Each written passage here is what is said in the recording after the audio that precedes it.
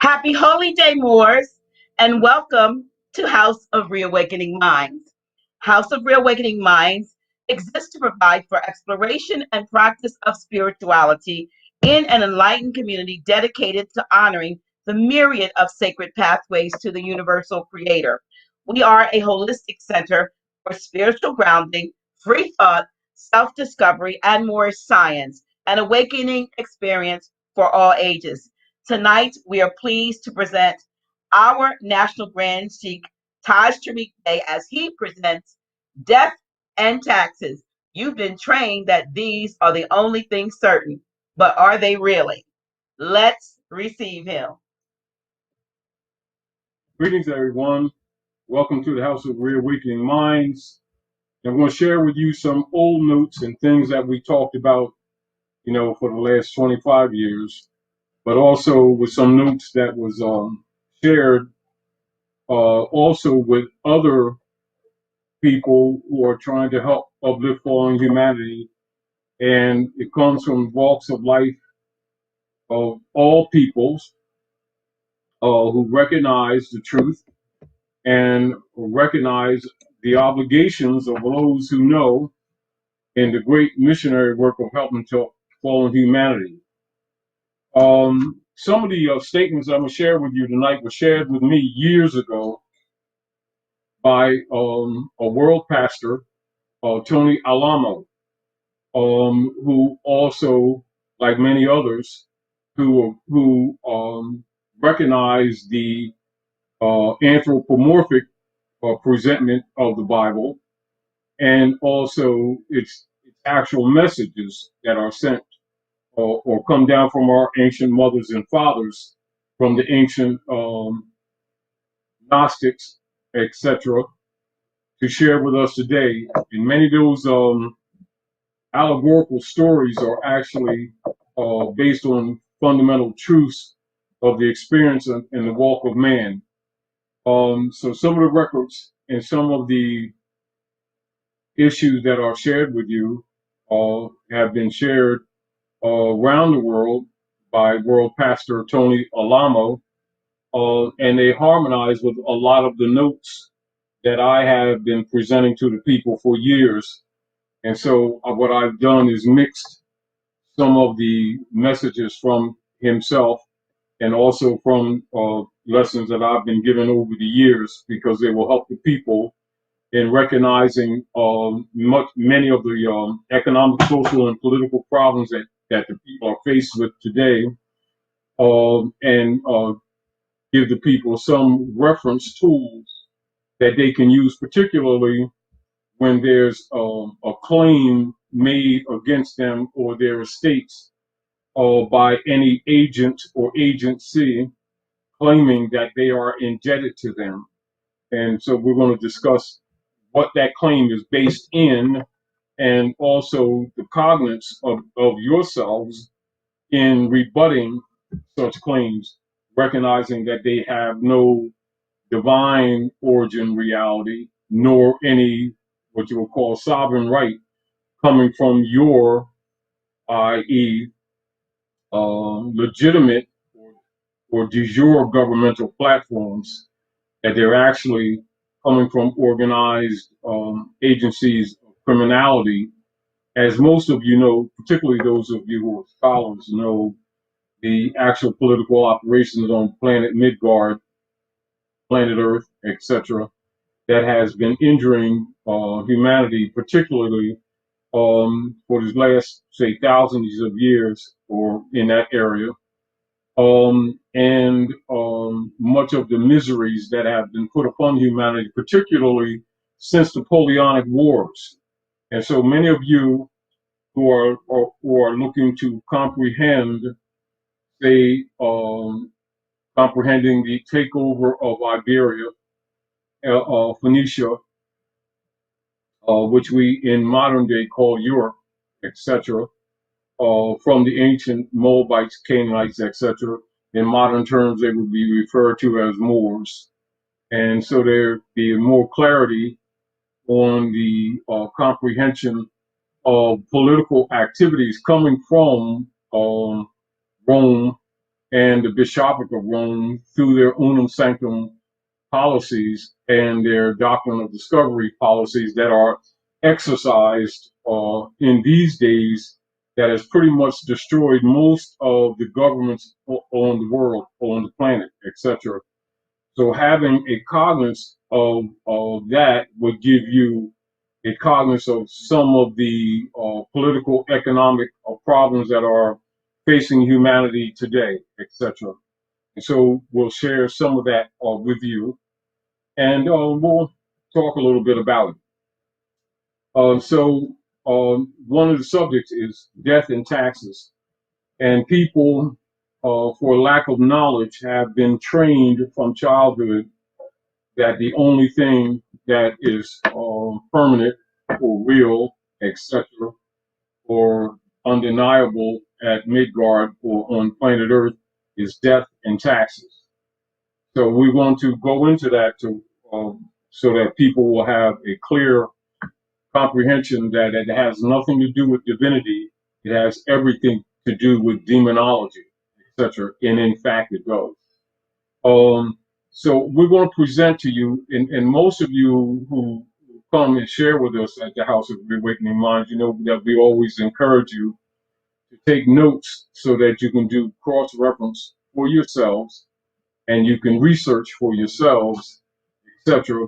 And logically, you will find some of these general factors. It's nothing that we haven't really told you before, but because of the political atmosphere and agendas that are taking place in these current days contemporarily, uh, this is certainly relevant for the knowledge of people.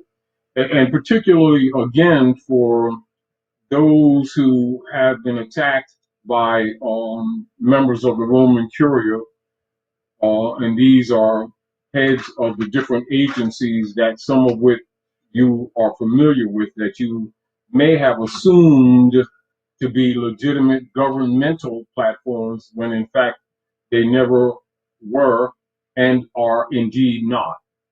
And for those of you who do different writs or responses to um, the de facto claims of debt waged against yourselves um, in what you call linguistic capital or connotative linguistics. And myself and Brother Lord Maddox Eel we were having a conversation actually earlier, and we were sharing some of the information just in general conversation, particularly for the things that are taking place today. So I want to give a shout out to him too, for his great research, and because a lot of people know this stuff truthfully, but what you find is many people they prefer to be liked, and so they will not get into what you will call what they refer to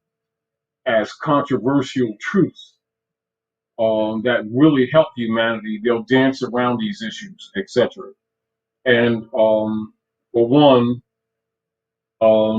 he is one who that I find credible for having the courage to challenge truths and to speak truth on behalf of humanity and in behalf of our people here, particularly in the Western Hemisphere of the Maghreb, under hybrid European occupation known as U.S. democracy occupation, etc. And he's one who, does research also and is willing to speak the truth. So we're just going to share some of the stuff with you, so that the misconception that death and taxes are your fate, that is a false concept, that is a fraudulent concept, that is a de facto concept, that it is a colored concept, that is a prima facie concept, simulacrum, distinguished from that which is real concept. However, it has been living, it has taken life among our people to their detriment and to their injury. So, it just in general, some of these things must be known so that there's a counter or rebuttal, intelligent rebuttal by living people or living men and women who have been listed as stock under the U.S. corporate government person paradigm, etc., and actually bonds put on them, whether you're talking about the marriage certificates, the birth certificates, etc., which are bonds, and the CUSIP numbers, which are used for the routing of the different districts of the Roman Curia operations of the Federal Reserve through the IRS, particularly operating on our land, and different nations, states around the world have been suffering from that same paradigm, etc. So we're sharing with you some fundamental truths and suggesting you research and affirm them, being legitimate and true for your own benefit, the benefit of your families, etc., and understand the fundamental principles that you've been told over the years about the principle of communication, of implied contracts, or linear contracts, or unconscionable contracts, etc.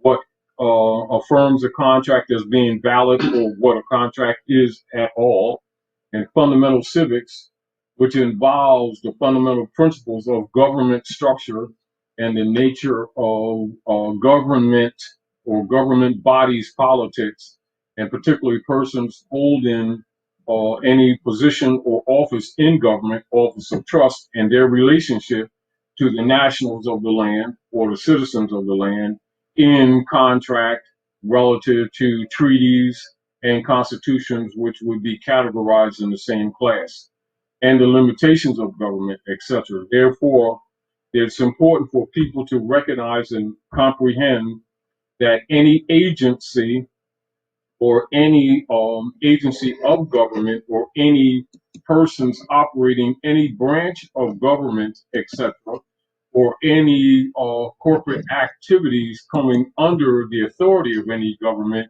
must indeed be a creature of the Constitution. Now, that's the fact. Keeping that in mind, we're going to present to you a couple of questions for you to contemplate, etc., relative to taxes and debt. And Dr. Naila, we were talking earlier about some things, and let's interject and share some things with us, to help us along in our analyzing the social economic problems that are taking place today at Midgard. Well, what I'd like to interject is what we were talking about. I had shared with you, and you're familiar with the author Peter Moon. Oh yes, I know him And personally. yeah, and in his book, the Montauk Book of the Dead, at the very beginning, as a matter of fact, probably in the introduction of the book, may I share a paragraph? Share some with us. Yeah. It says, let's see, there are also many other. Let me just. I think that one of the easiest ways to explain the principle of death is through the archetypal images used in astrology. In that reference frame, death is assigned to the eighth house of the zodiac, which is the constellation known as Scorpio. Mm-hmm. This sign not only represents death, but also sex, regeneration, and taxation. Mm-hmm. In astrology, subjects such as accounting, sex, including the sex trade, and morticians are ruled by Scorpio. This is particularly interesting when you consider that conspiracy theorists will tell you, not incorrectly, that populations are controlled and manipulated through sex, death, and taxation. The Catholic Church is an excellent example in this regard. They tell people how and when to have sex and seek compliance through the threat of eternal damnation. Taxation comes in the form of tithes, but also in payments for dispensation and absolution.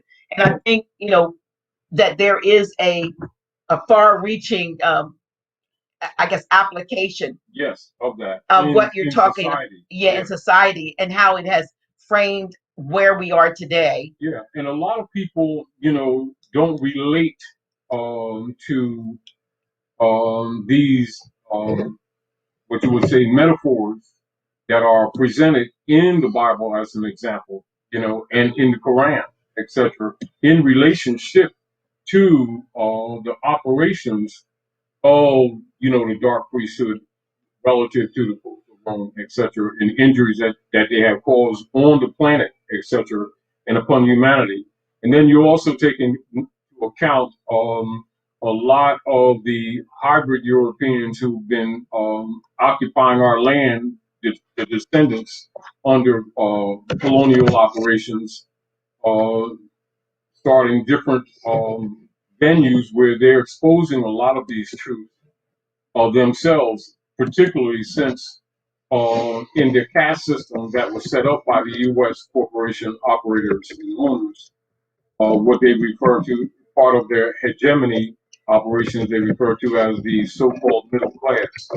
And as they recognize that they are being economically and politically sacrificed, etc., it has caused many of them, as Noble Ali said years ago, decades ago, that they would be forced to tell the truth, and that many of the hybrid Europeans would be telling the truth. And so you'll see a lot of these things that we've been telling people for years being supported by a lot of the Europeans occupying North America. And some of them are members of the different secret societies. Some of them are members of the Whigmore parties, be it the Democratic and the Republican Party, and many of them are, calling themselves, neutral, etc. However, they're telling a lot of these truths that we're sharing with you today. I think the other thing I would like to interject is the fact that the subject matter, death and taxes, which they say only things certain, Yeah. is an example of half truth, half lie.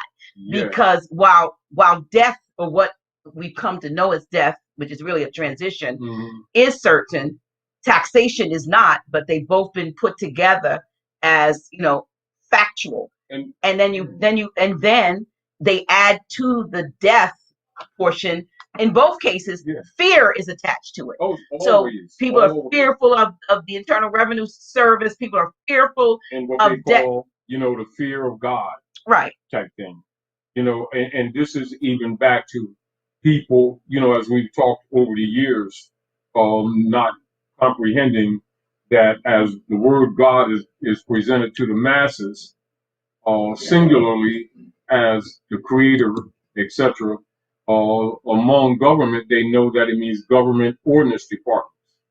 And so when you're talking about the harlot or the God of this world, mentioned in the book of Revelation, particularly at 19 and point 2, subsection 2, you'll see these government agencies and branches really in every country that have been co-opted by the popes of Rome, and the people are beginning to, in these days, to recognize that reality, that political reality that has been hidden from most of the people, not knowing that, the higher percentage of all the governments on the planet Earth are actually subdivisional operations of the Vatican. and they didn't know that. And they didn't know that their taxes were actually tithes. And of course, as we talked before, which you already know, uh, um, the the uh, the bars or the Trinity stars that you see represented at the District of Columbia, those 10 square miles, with the overthrow of the Republic, and the establishment of the democracy platform for the United States Corporation Company and its owners presenting through the school system of John D. Rockefeller and Frederick T. Gates, the concept of misinformation, particularly since 1902, of the United States Corporation Company actually being the nation or the country, which it was not, is not, never will be.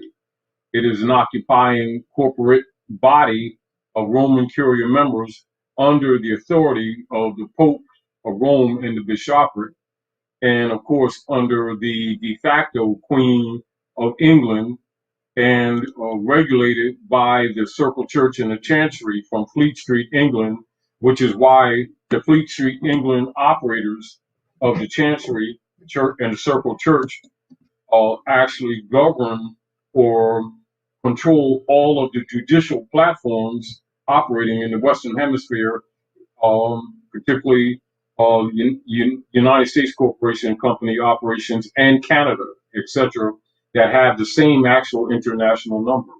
And people who know this logically, from a political perspective, don't speak on it because they will be attacked or they will be censored, etc., because the people themselves are held as stock under, connotative linguistics and the branding system, and then you know the linguistic capital stock that they are put on the stock market. Now, all their property, all so-called mortgages and derivatives, etc., are related to the people's estates, and the people aren't aware of that. And the Inquisition Revenue Service of the Inquisition of Rome is represented in contemporary times as the IRS and enforced secretly also by other three-letter agencies that all belong to the Jesuits and to the popes of Rome. And people sometimes wonder why they can't solve some of the economic and social problems that the people are suffering because they're not aware. And so I'll present this question and answer that is known by all politicians, um, and also by all persons in government, peoples in the city councils, the subdivisional agencies that have been using what you call hostile tactics against the people on the streets, the ritual murders that they do of our people, etc. And people are looking for or expecting some remedy, and at the same time, sensing by historical record and chronological operations that they generally never get justice when one of their family members are ritually sacrificed on the street, etc. And they don't know why. And their assumptions are wrong because they think that these people are their government, and they actually are not. They're members of the Roman Curia. Now, so the question goes to the listeners here tonight, and I want you to do the research for yourself. Don't accept what we say, do it for yourself. Do the research. And this is one question number one. Are the Inquisition Revenue Service, that you know as the IRS, the FBI, Federal Bureau of Investigation, the United States Department of Labor, the Mafia, and all the labor unions a part of the Vatican? And when you do your research, I'm going to give you the answer already. It is yes. And all of these different institutions, and there's others, but these are major ones that people are familiar with, that most of people, except for people in secret societies and all government persons claiming to be government, are absolutely aware of it. However, they do not, as a general rule, share this information with the people who they've been systematically raping via tithing referred to as taxes. And for those of you who are constitutionalists and treaty enforcers, keep in mind and remember one of the ministers plenipotentiaries during the signing of the Treaty of Peace and Friendship with the Moors, etc., known as Thomas Jefferson, um, stated many times to the people that the ability to tax is the ability to destroy. And in his reference to members of the bar who infiltrated the Congress for the United States relative to the Articles of Confederation and the Constitution for the United States, etc., was diligent in maintaining those principles coming down from the Honor Honesty Confederation and shared with the hybrid Europeans doing business at our ports, particularly on the east coast of the Maghreb. And so most people aren't aware that the colonies were actually businesses doing business at the ports. They were not what you would call established political bodies, politics on the land, and has been taught to the people. That whole concept is a fraud. And so what has occurred over the last couple of centuries is that the hybrid Europeans, via the Germanic tribes, etc., and the priesthood, etc., had been taking leave and or claiming jurisdiction or taking over the trade routes of the Moors, etc., i.e., and thus the colony businesses, and actually have converted their trade jurisdictions of the seas under admiralty onto the land, and then use linguistic capital and connotative linguistics over the years to convince the people through misinformation that their corporate operations of the United States Corporation Company is indeed legitimately operating under the sovereign authority on the land. However, because they are not really the people of the land, this is one of the major reasons why they operate all the U.S. corporate entities are operating under admiralty and maritime jurisdictions. And people need to know why. Like people will talk about, the maritime law operations of all U.S. corporate government operations. That's really why, because they're not the people of the land.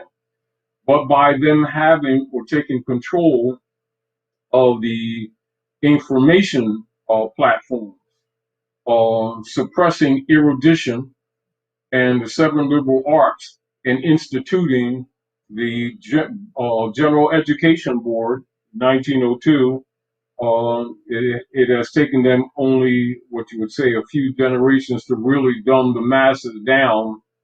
And except for some of the elders who have passed form and some of the children of those elders who are, we refer to as the elders today, most of them don't talk about these things because they're rejected or they're suppressed. And due to that fact, many of the youth or the younger generations are absent of that fundamental vital information. So they've been convinced that the United States is a country when it's actually a corporation under the popes of Rome. Another question I'll present to you, for you to answer for yourselves, is the Pope of Rome the super boss of all government agencies as well as the super boss of the Vatican? The answer is yes.